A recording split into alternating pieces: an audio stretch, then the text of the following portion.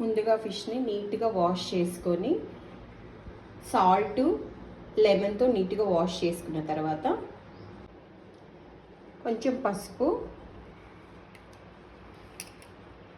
కొంచెం అల్లం వెల్లుల్లి పేస్ట్ 1 స్పూన్,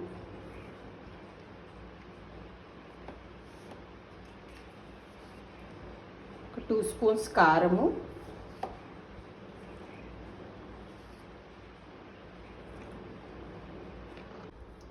రాక్ సాల్ట్ కల్లుప్పు అయితే బాగుంటుంది పులుసుకి. అంతా మంచిగా మ్యారినేట్ చేసి పెట్టాలి ఒక 15 మినిట్స్. ఇలా మంచిగా మిక్స్ చేసి పెట్టుకోవాలి.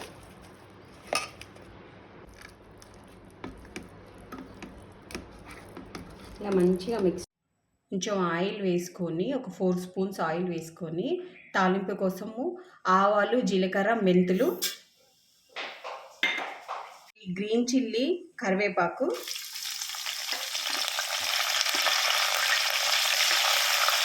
వేయించుకొని కొద్దిగా ఆనియన్స్ని సన్నగా కట్ చేసి వేసుకోవాలి. మంచిగా ఫ్రై అయ్యేంత వరకు. అల్లం వెల్లుల్లి పేస్ట్, 1/2 స్పూన్ పసుపు వచ్చేంతవరకు ఫ్రై చేసుకోవాలి. మనం ముందుగా కలిపి పెట్టుకున్న చింతపండు పులుసు మంచిగా మిక్స్ చేసుకొని ముందుగా మ్యారినేట్ చేసి పెట్టిన ఫిష్ని ఒక్కొక్కటిగా డ్రాప్ చేసుకొని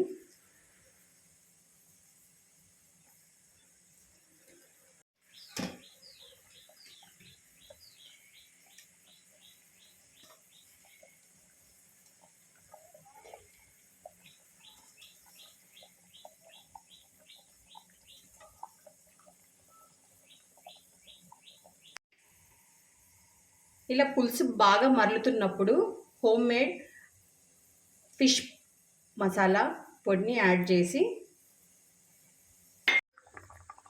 పులుసు ఇప్పుడు చాలా బాగా మరిగింది.